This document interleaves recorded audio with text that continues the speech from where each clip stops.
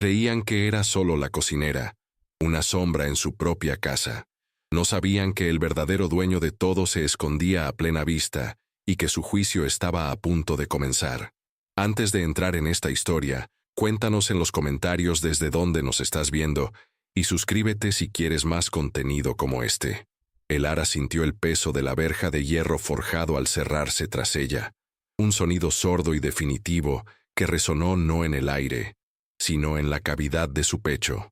Era el mismo sonido que había puntuado los veranos de su infancia, el cierre de un mundo seguro y luminoso. Ahora, sin embargo, era el eco de una prisión autoimpuesta. La casona se erigía ante ella, no como un hogar, sino como un mausoleo de piedra y memoria, sus ventanas oscuras como ojos cerrados que se negaban a ver el presente. Cada ladrillo, cada teja cubierta de musgo, era un fragmento de una vida que le habían arrebatado. Y ella regresaba no como heredera, sino como sirvienta, con un nombre falso en los labios y un propósito forjado en la fragua del dolor y la humillación. Su nuevo uniforme, rígido y sin forma, era una mortaja para la mujer que una vez fue.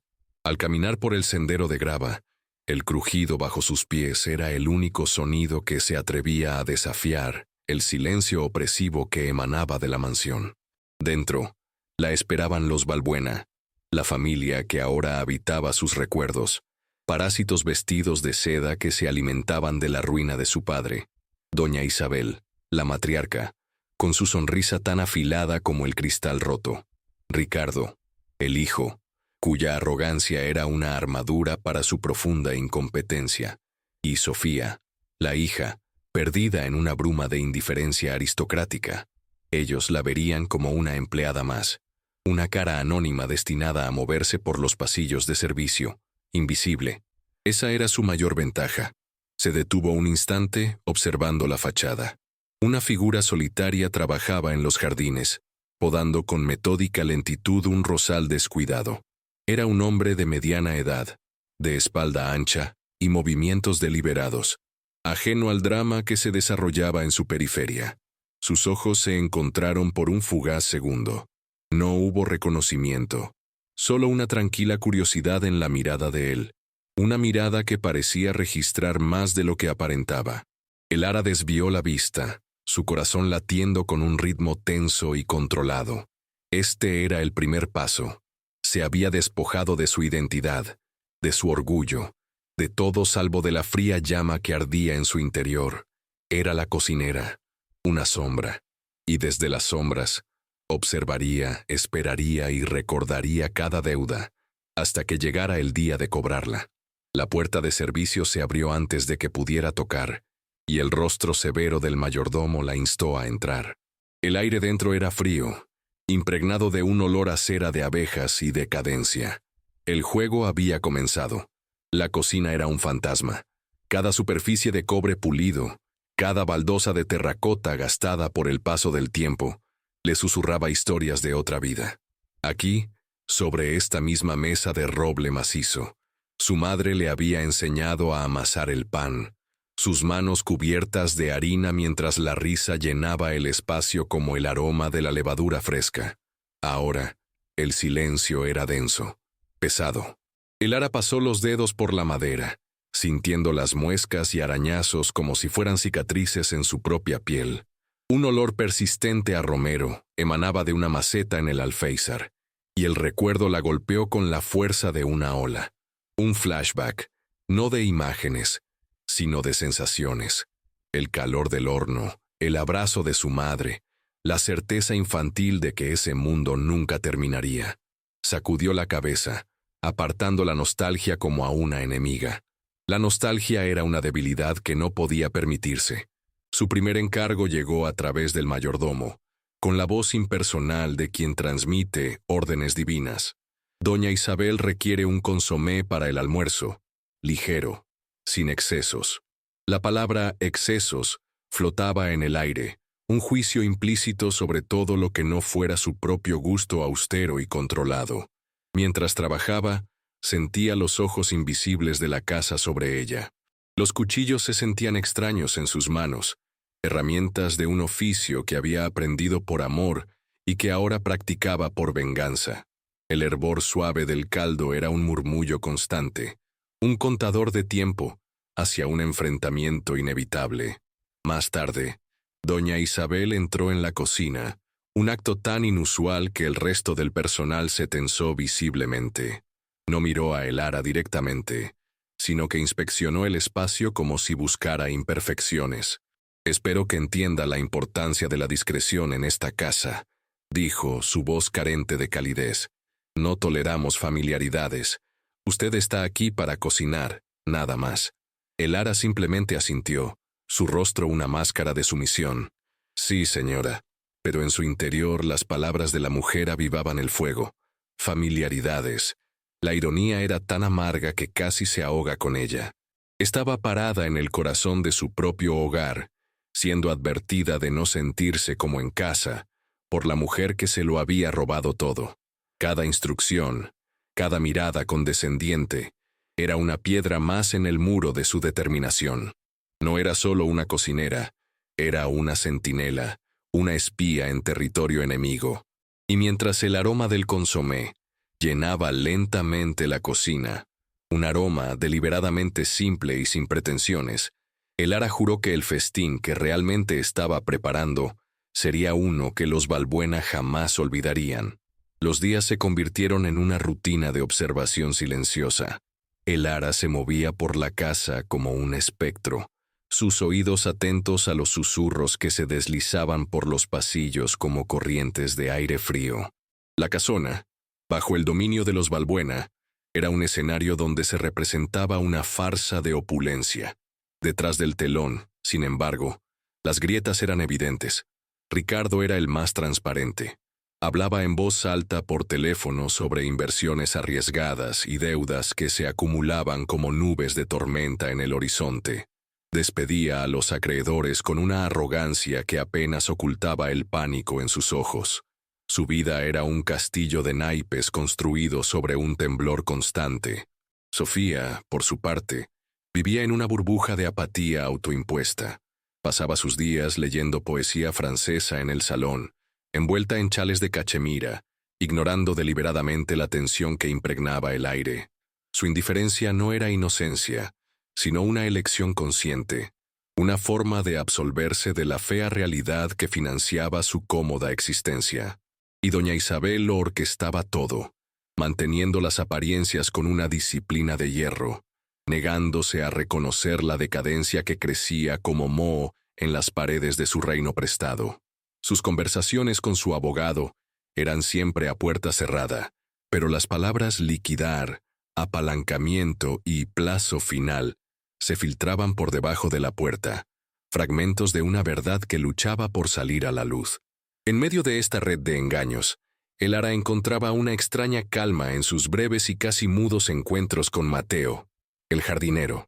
A diferencia de los Balbuena, él se movía con un propósito silencioso, sus manos siempre ocupadas, sus ojos siempre observando. Un día, mientras ella recogía hierbas del huerto, él pasó a su lado, deteniéndose para enderezar un tutor de tomates. «Las heladas tempranas llegarán pronto», dijo él, sin mirarla directamente. Su voz era grave, tranquila. «Estas plantas necesitarán protección». No era una simple observación sobre el clima.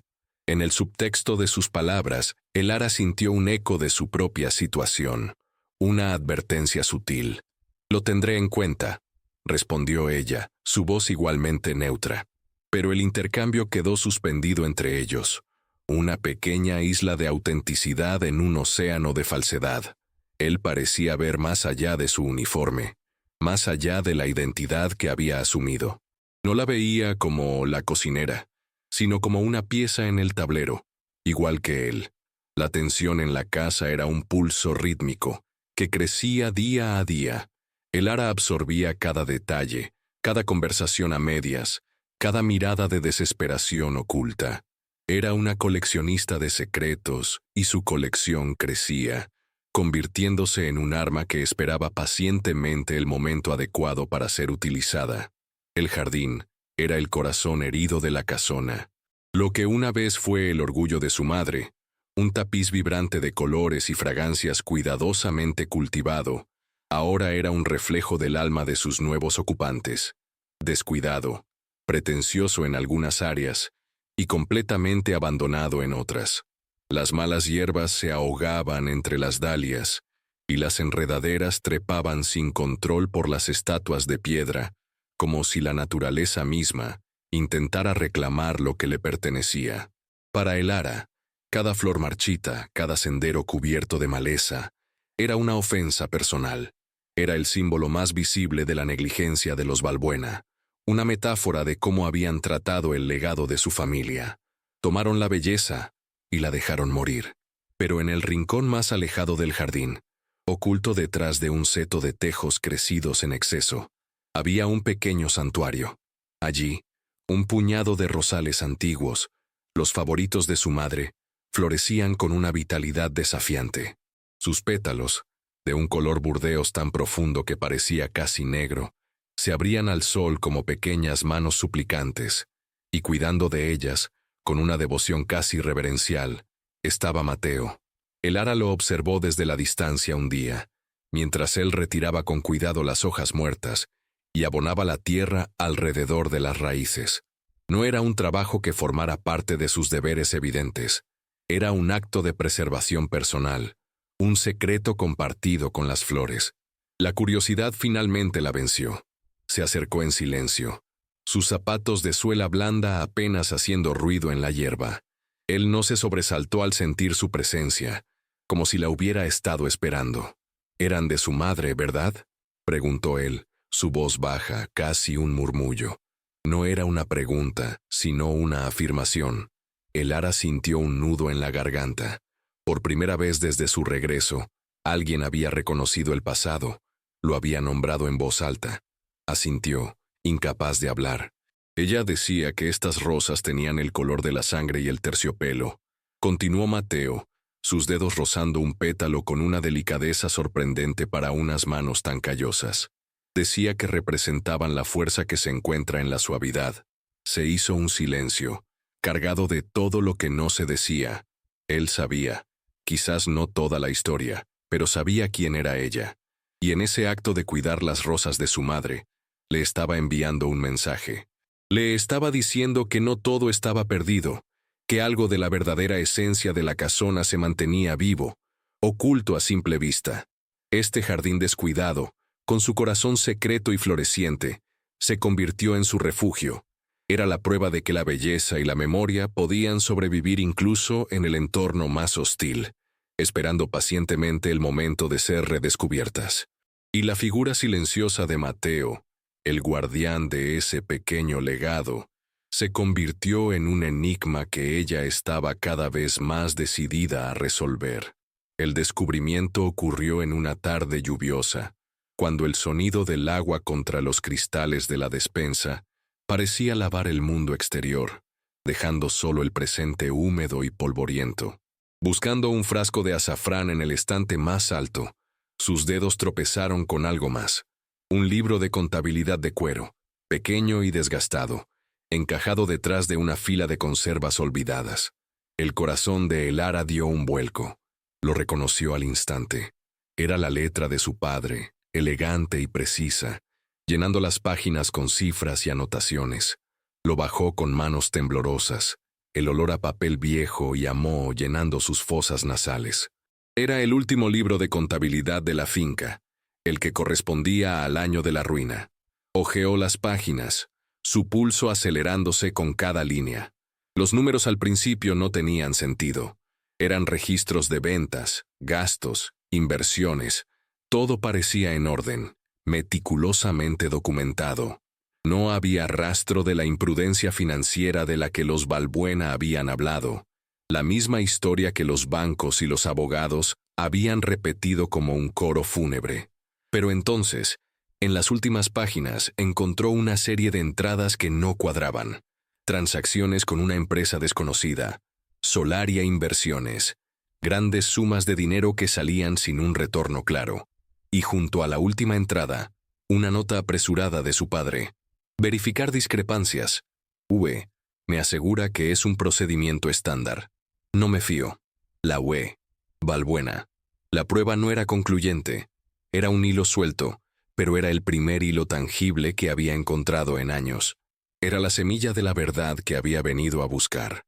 Escondió el libro bajo su delantal, su cuerpo temblando con una mezcla de miedo y euforia. Era un arma, pero un arma que aún no sabía cómo usar. La tensión en la casa se intensificó pocos días después. Doña Isabel anunció, durante una cena tensa y silenciosa, que organizarían una gran fiesta. Para celebrar el éxito continuo de nuestros negocios, dijo, mirando directamente a Ricardo, como si sus palabras pudieran convertir sus fracasos en triunfos. Vendrán inversores importantes, todo debe ser impecable. Para Elara, la noticia fue como el sonido de un cronómetro que comenzaba su cuenta atrás. La fiesta sería el escenario perfecto, un evento donde todas las piezas del rompecabezas, los Valbuena, sus socios, sus mentiras, estarían reunidas bajo un mismo techo. La presión aumentaba, el aire se volvía más denso. Con el libro de contabilidad escondido en su habitación, un secreto que ardía como un carbón encendido, Elara comenzó a planificar su propio menú para esa noche. Uno que no estaría hecho de comida, sino de revelaciones.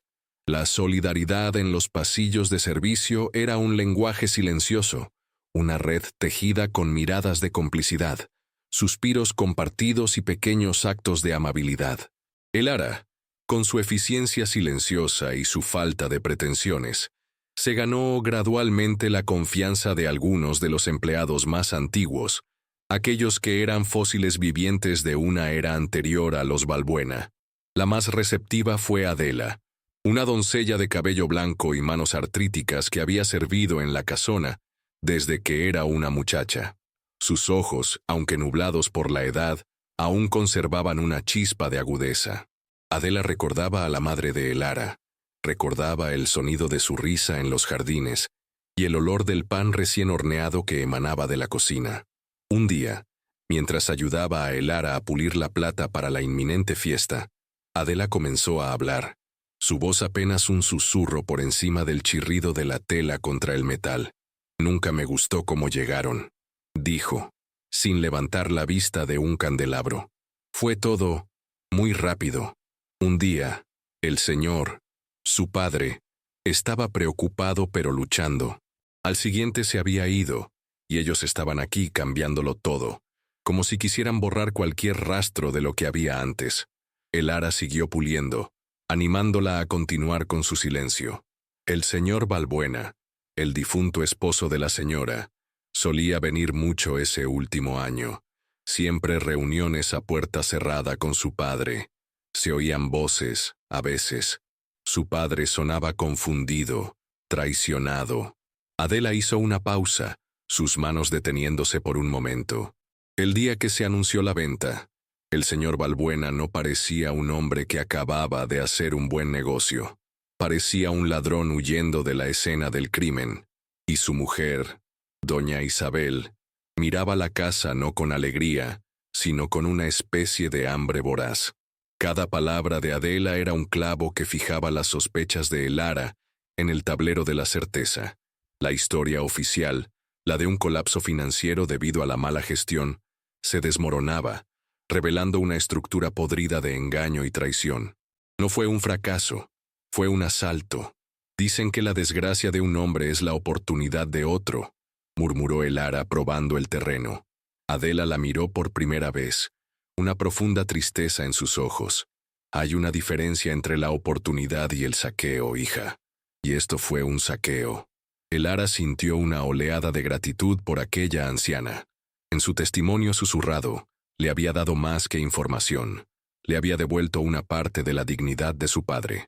Ya no era solo su palabra contra la de ellos. Ahora tenía un testigo, un eco del pasado que confirmaba la injusticia. La plata brillaba bajo sus manos, pero ahora parecía un botín de guerra. Y mientras se preparaba para la fiesta, sabía que no solo cocinaría para los invitados, serviría la verdad, un plato frío y amargo que los Valbuena se verían obligados a tragar. El punto de quiebre no llegó con un estruendo, sino con el tintineo de una copa de vino rota. Sucedió durante el almuerzo, 2 días antes de la gran fiesta. Ricardo, frustrado por una llamada telefónica que evidentemente había ido mal, entró en el comedor con el rostro desencajado por la ira. Buscaba un culpable, un pararrayos para su propia tormenta de fracasos, y sus ojos se posaron en el Lara, que estaba sirviendo la sopa en silencio. «¿Está fría?», espetó, su voz cortante. Antes de que ella pudiera responder, golpeó la mesa con el puño, haciendo que su copa de vino se volcara y se hiciera añicos contra el suelo de mármol.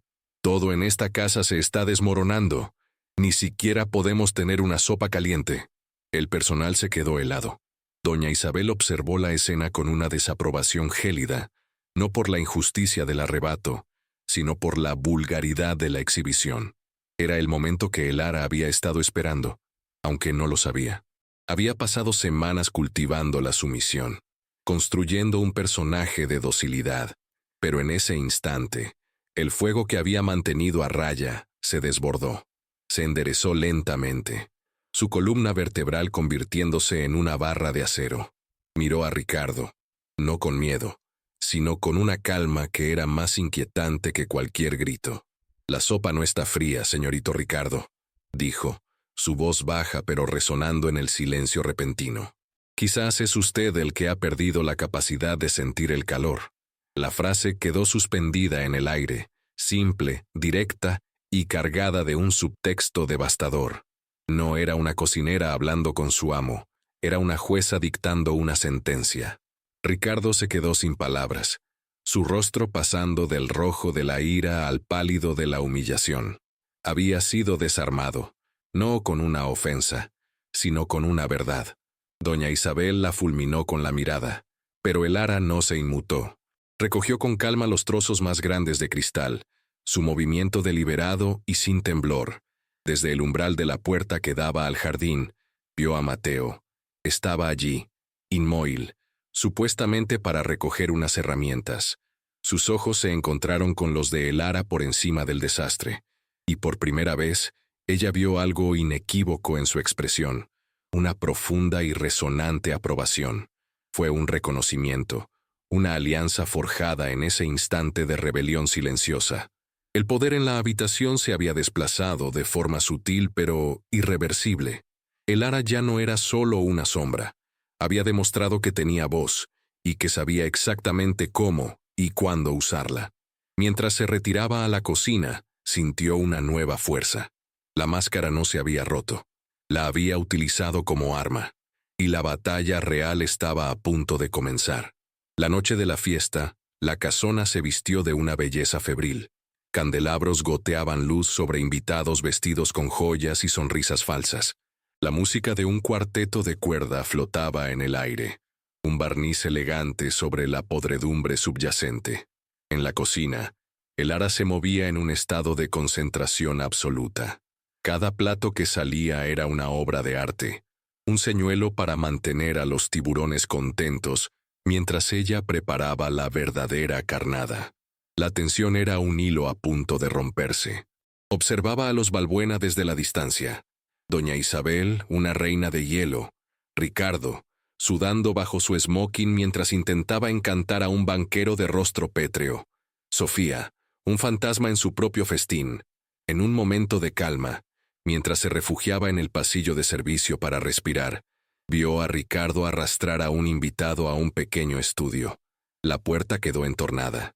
El Lara se acercó, su corazón martilleando contra sus costillas. La voz de Ricardo era un susurro sibilante y desesperado. «El acuerdo de Solaria es sólido, te lo juro. Es el mismo modelo que usamos para adquirir esta propiedad.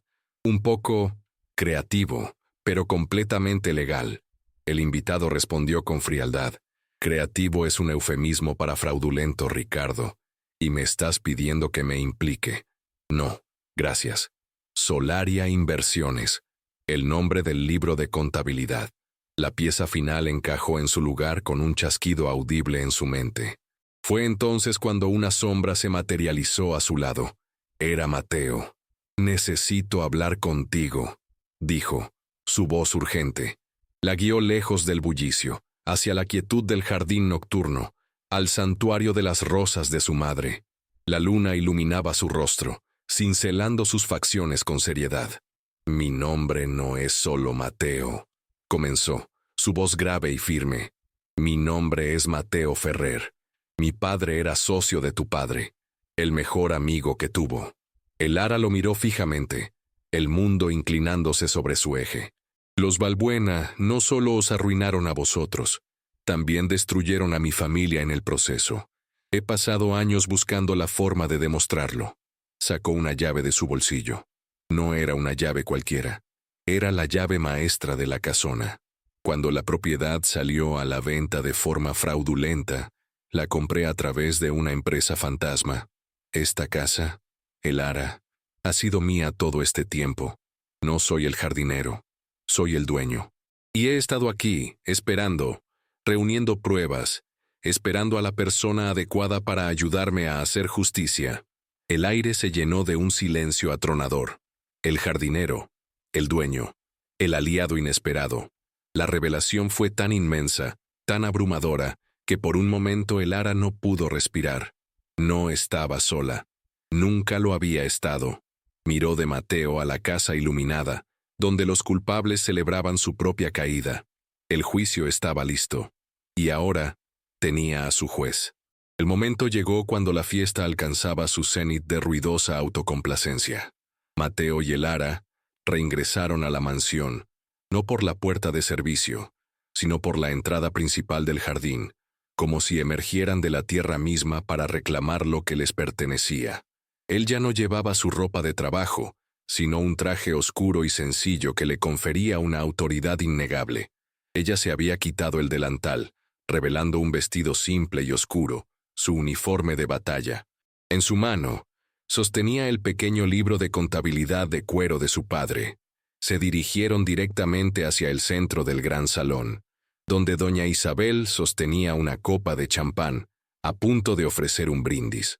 El murmullo de las conversaciones se apagó a su paso. Una ola de silencio, que se extendía a medida que los invitados sentían el cambio en la atmósfera. Doña Isabel los vio, su sonrisa congelándose en una máscara de confusión y desdén. «¿Qué significa esto? ¿Tú?», dijo, señalando a el Lara con su copa. «¿Y tú? Vuelve a tu puesto». Mateo no respondió a la orden. En su lugar, se dirigió a la multitud, su voz tranquila pero con un filo de acero que cortaba el aire festivo. «Damas y caballeros, les pido disculpas por la interrupción. Mi nombre es Mateo Ferrer». El nombre provocó un murmullo entre los invitados más viejos, aquellos que recordaban el mundo de los negocios antes de los Balbuena. «Y esta mujer», continuó, posando una mano protectora en el hombro de el Lara, «es el Lara Garcés, la verdadera heredera de esta casa». Se produjo una conmoción general. Ricardo dio un paso adelante, su rostro pálido. «Esto es absurdo. Seguridad». «No será necesario, Ricardo», dijo el Lara, su voz clara y firme. Abrió el libro de contabilidad. «En mis manos tengo el registro final de las finanzas de mi padre. Registros que detallan una serie de transacciones con una empresa llamada Solaria Inversiones, una entidad fantasma creada por tu padre para desviar fondos y forzar una venta fraudulenta». Señaló al banquero con el que Ricardo había estado hablando. «Un modelo de negocio que, según tengo entendido, Ricardo intentaba replicar esta misma noche». El banquero retrocedió como si lo hubieran golpeado. Todas las miradas se clavaron en los Balbuena. Doña Isabel estaba lívida, su fachada de gran dama resquebrajándose para revelar la desesperación que había debajo. «Son mentiras, calumnias de una cocinera resentida». «No es solo su palabra», intervino Mateo, «es la mía. Como propietario legal y actual de la casona, he iniciado una auditoría completa, una que ya ha descubierto la malversación, el fraude y la conspiración. Los documentos han sido entregados a las autoridades competentes esta tarde». El silencio que siguió fue absoluto, pesado, final. El castillo de naipes de los Balbuena no se derrumbó con estrépito, sino que se disolvió en la nada, dejando solo la fea verdad expuesta bajo la luz de los candelabros. La fiesta había terminado. El amanecer después de la tormenta fue silencioso. No era el silencio opresivo de antes, sino una calma purificadora, como si la casa misma hubiera exhalado un aliento contenido durante años. Los Balbuena se habían ido en la oscuridad, despojados no solo de su hogar robado, sino de la ilusión que los había sostenido. Se fueron no como aristócratas caídos, sino como lo que realmente eran, vulgares estafadores cuya farsa había terminado. Elara caminaba descalza sobre el mármol frío del gran salón, el mismo suelo que había cruzado como sirvienta solo unas horas antes. La luz de la mañana se filtraba por los altos ventanales, limpiando las últimas sombras de la noche. Ya no había rastro de la fiesta, solo el olor a cera de velas y a un nuevo comienzo. Encontró a Mateo en el jardín, junto al santuario de las rosas de su madre. Él no estaba trabajando, simplemente observaba las flores, que parecían brillar con un color más intenso bajo el sol naciente. «¿Qué harás ahora?», le preguntó él, sin apartar la vista de los pétalos de terciopelo. La pregunta era vasta, abarcaba un futuro que, hasta ese momento, no se había atrevido a imaginar. Su único propósito había sido la retribución, un objetivo tan absorbente que no había pensado en el después. «No lo sé», respondió honestamente. «Supongo que aprenderé a vivir aquí de nuevo, a llenar estos silencios con algo que no sea dolor». Se acercó y rozó una de las rosas, el mismo gesto que le había visto hacer a él. «Gracias, Mateo, por cuidar de ellas y de su memoria». Él finalmente la miró, y en sus ojos ya no había secretos, solo una profunda y tranquila empatía. «Tu padre y el mío querían construir algo que perdurara, un legado. Ellos lo destruyeron. Quizás ahora es nuestro turno de reconstruirlo». No era una propuesta romántica, ni una oferta de negocios. Era algo más fundamental, el reconocimiento de un destino compartido, una herencia de justicia que ahora les correspondía a ellos administrar.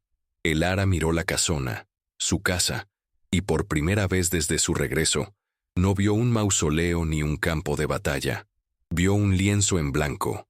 El camino por delante era incierto, lleno de los fantasmas que aún necesitaban ser puestos en paz y de las heridas que tardarían en sanar. Pero por primera vez en mucho tiempo, el futuro no era una amenaza, sino una posibilidad. La esperanza, una emoción que había mantenido encerrada bajo llave, comenzaba a filtrarse, tímida pero persistente, como la primera luz del alba. La cocinera se había ido, y en su lugar, la dueña de la casa estaba finalmente lista para empezar a vivir.